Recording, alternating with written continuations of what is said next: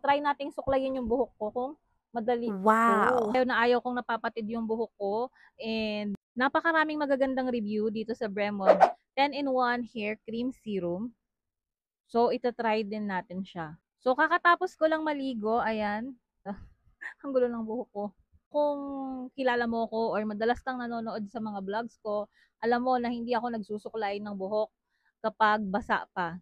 Kasi ayaw kong napapatid yung buhok ko and mas prone siya sa pagkalagas at pagkapatid kapag sinusuklay ko siya ng basa. So, what I do is pinatutuyo ko muna yung buhok ko. Minsan air dry, minsan bino-blow dry ko. And then, tsaka ako magsusuklay. Pero pag ginamit mo nga daw itong Bremod na 10-in-1 serum, madali mong masusuklay yung buhok mo pag basa kahit na parang buhol-buhol pa yan. So, tara at subukan na nga natin. So, tingnan nyo ha, mahirap suklayin kapag basa. Kasi parang buhol-buhol siya. And ayokong ipilit pag ganyan kasi mapapatid lang yung buhok ko. Nagpapatuyo muna talaga ako ng buhok bago ako magsuklay. 10-in-1 hair cream serum nga to. So, marami siyang nagagawa para sa ating hair. So, nakaka-improve daw to ng dry and damaged hair. Nakaka-tame ng frizzy hair. Hydrate and moisturize. And nagsiserve din siya na parang sunscreen sa buhok natin. Dahil kaya niyang i-protect yung hair natin against the UV sun rays. Anti-static, antioxidant. Uy, ang bango niya. Ang bango niya, guys.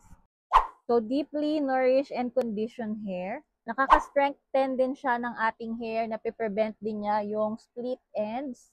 Nakaka-smooth and shiny ng hair.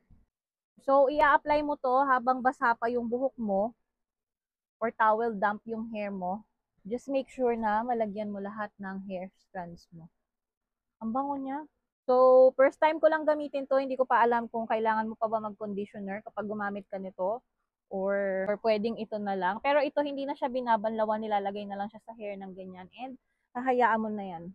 So, try nating suklayin yung buhok ko kung madali. Oh, dali ba talaga siya suklayin after mo lagyan ito? And tingnan nyo. Oo nga. Diba? Kahit buhol-buhol siya, dumadaan yung suklay. O, diba? Wow, okay pala to. So, dun sa part na yon gusto ko siya kasi pwede kong suklayin yung buhok ko ng basa. Nag-glide smoothly yung suklay. Kahit na medyo buhol-buhol yung buhok ko. So, natural naman na parang magbuhol-buhol yung hair natin after shower. Kasi syempre, nag-shampoo tayo, nag-conditioner, nabasa. Totoo yung chismis ha. Masusuklay mo yung buhok mo kahit basa siya. O diba, ang daling suklayin. Ang bango niya guys ha. Kung magsistay itong amoy nito, kahit hanggang sa matuyo siya, bongga. Basa pa yung buhok ko, hindi ako magbo-blow dry, i-air dry ko lang to. Marami pa akong mga videos na isushoot. Babalikan ko na lang kayo mamaya kapag tuyo na. So, eto guys, hindi pa ganun katuyo yung hair ko. Pero almost dry na siya. Tingnan nyo naman, sobrang shiny ng buhok ko. Sobrang soft and smooth niya rin. And kung hahawakan mo siya, malambot. Hindi rin naman siya greasy or mabigat sa hair. And sobrang bango niya. Yung tipong pag dumaan ka, maaamoy nila yung buhok mo. Ang ganda na ito guys sa hair. And mura lang to, 100 plus pesos. So kung sobrang damage na rin yung hair mo, i-check out mo na.